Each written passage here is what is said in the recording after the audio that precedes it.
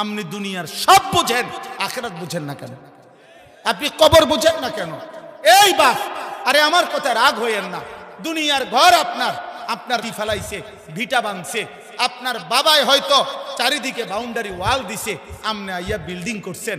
3 পুরুষ লাগাইয়া, 4 পুরুষ লাগাইয়া হইয়া সাজানো যায়, দুনিয়ার ঘর তৈরি করা যায়। কিন্তু মাটির নিচে আপনার আরেকটা ঘর আছে, সেই ঘরের নাম কবর। এই কবরের ঘর আল্লাহর কসম আপনি না সাজাইলে জিফুত নাতি নাতনি সেটা সাজাইতে পারবে না, পারবে না, পারবে না। দৈন্তান নাই কেন না? এই জন্য মাটির উপরে ঘর ওয়ালারাও করতে পারবে, কিন্তু মাটির নিচের ঘর আমাকেই সাজাইতে হবে। এই পৃথিবীর সব ছেড়ে দেওয়া যায় দোস্ত, আল্লাহকে ছেড়ে দেওয়া যায় না। আল্লাহকে ছেড়ে বাপ, বাপ ঠিক না। এই প্রজন্ম তোমরা এখন খুব বেশি বাড়াবাড়ি করছো, তোমরা বেশি বাড়াবাড়ি করতেছো। এই বর্তমান জেনারেশন তোমরা যারা 14 বছর, 16 বছর, 18 বছর, 20 বছর, 22, 25, 24 বছর, তোমরা অতিরিক্ত বাড়াবাড়ি করতেছো বাপ। তোমাদের এই সীমাহীন অহংকার, এই অধ্যত্ব, তোমাদের এই গুনায় ভরা 24 ঘন্টার জিন্দিগি তোমাদের উপরে খোদার কসম দুনিয়াতেই বড়সড় আযাব নিয়ে আসবে। প্রিয় বাপ আমার, তানামার, আমি বললাম তোমরা এমন অগণিত ছেলে, তোমরা এখানে সারা বাংলাদেশের ছেলে না, মনে করো 10, 20, 50 কিলোমিটার, তাহলে 20-50 কিলোমিটারের ছেলে তোমরা। আমরা যদি এখন দাঁড় করাই তাহলে অধিকাংশই মিলবে বেনামাজি। সারাদিনে এক ওয়াক্ত নাই, 365 দিনে, খোদার 1 বছরে কোনো দিন ফজরের নামাজ পড়লা না। আমার প্রিয় সন্তান, তুমি নিকৃষ্ট হয়। তুমি মুসলমানের বাচ্চা, তোমার কোনো আল্লাহ আছে, নবী আছে, তুমি মুসলমান। 365 দিনে খোদার 1 বছরে কোনোদিনও ফজরের নামাজ পড়বা না, তুমি মানুষের বাচ্চা, তুমি মুসলমানের সন্তান। এক পবিত্র মা 2 বছর তোমাকে বুকের দুধ পান করাইছেন। এই 2টা বছর মা বুকের দুধ পান করাইতে কত লক্ষবার গালে মুখে চুমা দিছেন, আদর করছেন, বুকে জড়াইয়া ধরছেন, কতবার মাথায় হাত বুলাইছেন, কত হুজুরের কাছে, কত আলেমের কাছে, কত আত্মীয় স্বজনের কাছে তোমারে দাঁড় করাইছে। হুজুর মাথাটা মুছা দেন, আদর করে দেন, আমার বাচ্চা মানুষ বানায়। কত মানুষের হাত বুলাইছে, দোয়া করে দিছে। তোমার চাচি, তোমার মামি, তোমার ফুফি, তোমার খালা, তোমার দাদি, তোমার নানি, তোমার দাদা, তোমার গ্রামের হুজুর, তোমার মসজিদের ইমাম সাহেব, তোমার মসজিদের মুয়াজ্জিন, তোমার এলাকার কোনো আলেমে দ্বীন, এতগুলো মানুষের হাত বুলাই দিছে। মা তোমারে বুকের দুধ পান করাইছে। বাবা তোমার জন্য উপার্জন করতে গিয়ে মিনিটের পর মিনিট, ঘন্টার পর ঘন্টা, ভরা দুপুরে মাথার ঘাম পায়ে ফেলাইছে। বিনিময়ে বাবার স্বপ্ন, মায়ের স্বপ্নই ছিল 16 বছর বয়সে তুমি সারা রাত নারী দেখবা, উলঙ্গ ছবি দেখবা, জিনার ব্যভিচারের দৃশ্য দেখবা, 1 ওয়াক্ত নামাজ পড়বা না। না আল্লাহ রাসূল চিনলা, না সুন্নাত চিনলা, না দ্বীন চিনলা, না নামাজ চিনলা, না গোলামি চিনলা। হায় হায় মুসলমানের বাচ্চা, এত বড় নাফরমান কেমনে হইলি বাপ? এই বাপ, মায়ের দুধের এই বদলা? এই নাফরমান, যারা বেঈমানের মতো চুল রাখছো, তোর কোনো বাপ নাই? তোর আব্বা তোর এই চুল রাখা শিখাইছে? তুই জন্মের পরে বাপ, তোর জন্মের পরে তোর কোনো বাবা ছিল না? তোর কোনো অভিভাবক নাই বেটা? তোর এলাকার কোনো মানুষ নাই, মুরব্বী নাই? কোন বেঈমানের মতো চুল রাখ? ফুটবলের খেলোয়াড় তোর বাপ বেটা? কথা বলে না। ক্রিকেটের খেলোয়াড় তোমার আব্বা? আর্জেন্টিনার ওই বেঈমান তোর বাপ বেটা? তাহলে ওই মুশরিক বেঈমানের মতো চুল রাখলি কেন? বল বেটা। এই ছেলেরা বলো না, কি তামসা দেখতে আইছো? আমি ভোটে দাঁড়াইছি তাইলে? আজকের দিনে এই এখন বললাম, নামাজ যারা পড়ো নাই, মাগরিবের নামাজ পড়ো নাই, আজকের সারা দিনে 1 ওয়াক্ত নামাজ পড়ো নাই, তোমার ভালোবাসা দিয়ে আমি কি করব? তোমার ভালোবাসা কি বেটা?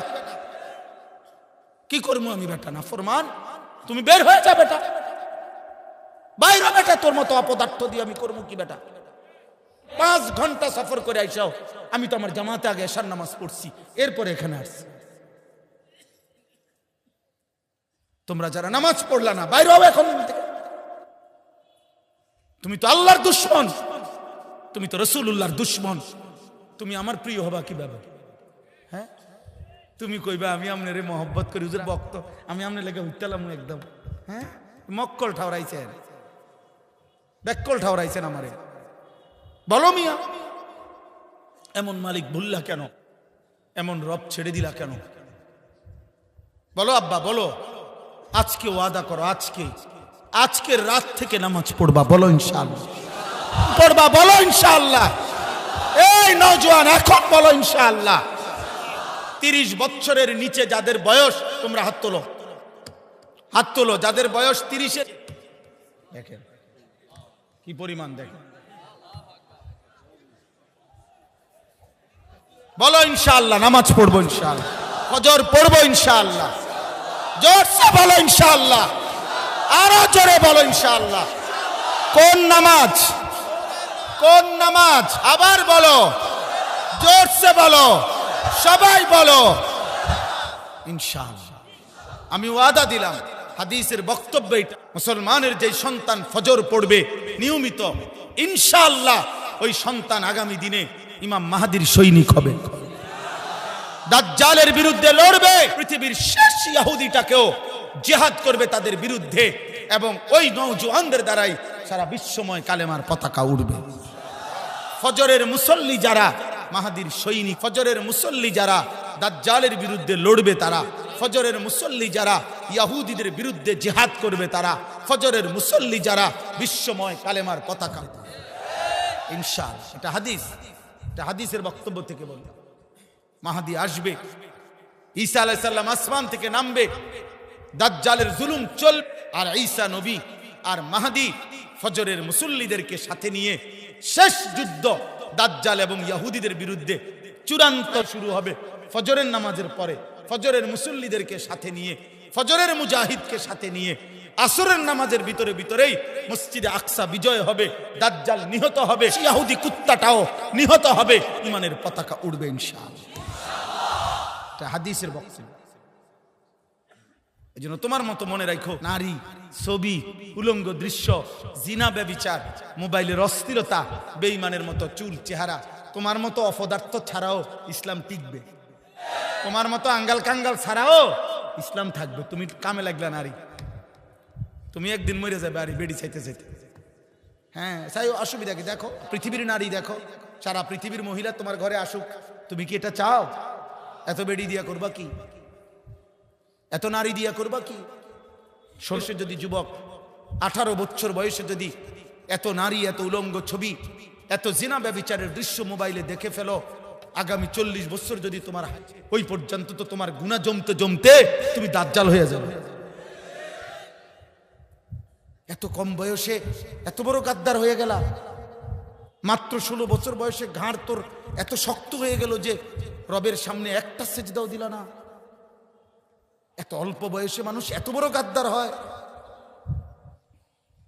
এত কম বয়সে এত বড় মালিককে বৃদ্ধাঙ্গুলি দেখাইলা যে হে মালিক, আপনি যতবারই আজান দিয়ে ডাকেন আমাকে, আমি সেজদা দেব না, আমি চলে যাব অন্যদিকে। আমি এই জন্য পরিষ্কার বলি, একবারে চোখের দেখা বাস্তবতা হলো, আপনারা যে কেউ দেখেন, বাবা তোমরাও দেখো, যখনই আজান হয়, এই পৃথিবীর সবাই জানে এটা আজান হলে খেউ খেউ করে, ঘেউ ঘেউ করিয়া ওই জায়গার থেকে সরে যায়। এটা আজান হলে মসজিদের সীমানার কাছ থেকে সরে যাওয়া, এটা কুকুরের স্বভাব, এটা মুমিনের স্বভাব হইতো। নাইলে দেখো, তুমি দেখো। এই জন্য সেলফি উঠাইবার সময় মানুষের লগে উড়াইও না, ওই কুকুরের লগে উড়াই। দোস্ত, তুই আর আমি মিলছি বালা, দুজন একসাথে উঠাইবা, উঠাইয়া বলবা দেশবাসী কমেন্টস করে জানাবেন আমাদের দুইজনকে কেমন লাগছে। সারা দেশবাসী জানাবে একরকমই লাগছে, একরকম। দুজনই মুত্তা ফানি লয় না, একবারে খাপে কাপ মন্তেজের বাদ। আমরা দেশে কয়ারি মন্তেজের বাদ, বুঝেন নাই? খালাস, এটা বুঝতে শিখেন। প্রিয় ভাই, তুমি বুঝতে শিখো, বুঝতে শিখো। তোমাদেরকে নিয়ে ডুগডুগি খেলে, বান্দর বান্দর নাচায়, ছোট্ট একটা ডুগডুগি আছে, বান্দর যারা নাচায়, এটা নাড়ায়, ডুগ আওয়াজ করে, বান্দর এটা তালে তালে নাচে। আজকে বেঈমান তোমাদেরকে একটা মোবাইল হাতে তুলে দিছে, এবার বলছে ওয়েট, তুমি অপেক্ষা করো, এটা হাতে রাখো, বাকি ডিজাইন যা দলের প্যান্টের, গেঞ্জির, শার্টের, খানার, চলাফেরার, পছন্দের অপছন্দের সবকিছু আমরা মুশরিক, আমরা ইহুদি। তোমাকে তুমি শুধু মোবাইল দেখে দেখে ওই রঙে সাজবা, ওইভাবে সাজবা, তাহলেই তুমি পরিচয় তো তোমার মুসলিম, রক্তে মাংসে ফেরায় চলনে বলনে তুমি হবা বেঈমান মুশরিক। আজকে বেঈমান তোমাদের হাতে মোবাইল তুলে দিয়ে তোমাদেরকে পুরা মাসহুর বানায় দিছে, জাদুগ্রস্ত বানায় দিছে। আমার বাপ, এমন ভুল করো না বাপ। 365 দিন, একটা বছর, কোনদিন ফজরের নামাজ মুসলমান এমন হইতে পারে না আব্বা। মুসলমান এত নিকৃষ্ট হইতে পারে না। 30 বছর মুসলমান সুদ খাচ্ছেন বাবা, মুসলমান হইতে পারে না। 60 বছর বয়স বাপ, এই চাচা এখনো বিড়ি সিগারেট খান, মুসলমান এত বদভ্যাসওয়ালা পারে না। 60 বছর বয়স এখনো চা দোকানে বসে নারী দেখেন, গান বাদ্য শুনেন, সিনেমা নাটকের নর্তকীর ছবি দেখেন, মুসলমান এত অভদ্র হওয়া উচিত না। এত অভদ্র মুসলিম বিরুদ্ধ হইতে পারে না। এত বেহায়া মুসলমানের বুড়া চাচা হইতে পারে। আপনার থেকে আপনার সন্তান আখলাক শিখবে, আপনার থেকে আপনার দেশবাসী আখলাক শিখবে, আপনার নাতি নাতনি আখলাক শিখবে, আপনার মহাখলাক শিখবে। আপনি প্রকাশ্য দিবালোকে বসে বসে বিড়ি খান, সিগারেট খান, কথা বলতে লাগলেই গালি দেন, নাটক, সিনেমা, নর্তকীর ছবি না টেলিভিশনে দেখেন। আস্তাগফিরুল্লাহ। এটা মুসলমানের বুড়া, মুসলমানের দাদার আদর্শ এটা হবে? মুসলমানের চাচার আদর্শ এমন হওয়া উচিত? আল্লাহ আমাদেরকে হেফাজত করেন, আল্লাহ আমাদেরকে হেফাজত করেন। আমি বললাম আল্লাহর কোরআন থেকে প্রিয় ভাই নওজোয়ান, তুমি শিখো। তোমার স্কুলের পড়ার ফাঁকে তুমি শিখো। তুমি শুক্রবারে একটা টাইম বাইর করো, বৃহস্পতিবারে একটা সময় বাইর করো, তুমি ফজরের পরে একটা করো।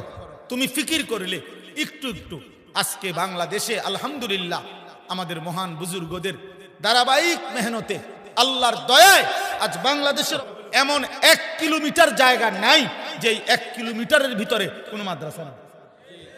তার চারিদিকে আল্লাহর কোরআন শিখানোর এত ব্যবস্থাপনা থাকার পরেও আল্লাহর কোরআন থেকে বঞ্চিত হইলা কোন যুক্তিতে? ইনসাফ কি বলে? আজকে যদি হইতো যে হুজুর থেকে 30 মাইল দূরে মাদ্রাসা, আমার প্রতিদিন ওইখানে যাওয়ার সম্ভব না, আমার ব্যবসা আছে, দোকান আছে, আমার সংসার চলতো না, নইলে আমার ক্ষেত খামার আছে, ভালো কথা। সাহাবায়ে কেরাম এক বেলা কৃষি করতেন, এক বেলা নবীর কাছে দ্বীন শিখতেন, এক বেলা খেজুর আঙ্গুরের বাগানে কাজ করতেন, আরেক বেলা নবীজির দ্বীন শিখতেন। আল্লাহর কসম, কিতাবের মধ্যে আমি নিজে পড়ছি, ইয়াবুসুল ইলমা, সাহাবারা ইলম চর্চা করতেন ফি মাজালিসিহিম, যেখানে বসতে, যে কোনো মজলিসে, অফি মাসাজিদিহিম, মসজিদে, অফি আসওয়াকিহিম, তাদের বাজারে বাজারে, হাটে ঘাটে সর্বত্র করতেন, ইলম চর্চা করতেন। সাহাবায়ে কেরাম ভাগ করে নিতেন যে ভাই আজকে তুমি আমার ক্ষেত, তোমার ক্ষেত, দুইজনের ক্ষেত তুমি খেয়াল রাখবা, তুমি আমি নবীজির দরবারে থাকবো, নবীর সব কথা শুনে আসার পরে আমি আসবো, তোমারে শুনামু। আবার তুমি পরের দিন যাইবা, তুমি নবীর দরবারে থাকবা, আমি আমগো দুইজনে আমি চাষাবাদ করব। আল্লাহর কসম, হযরত ওমর একজন সাহাবীকে সাথে নিয়ে এইভাবে নবীজির দরবারের কথাও শুনছেন আর উপার্জনের কাজটাও করছেন। তো হাদিস, দ্বীন শিখছেন। বুড়া মিয়া রে, আপনি বয়স্ক লোক বলবেন চাচা একটা সূরা শিখেন,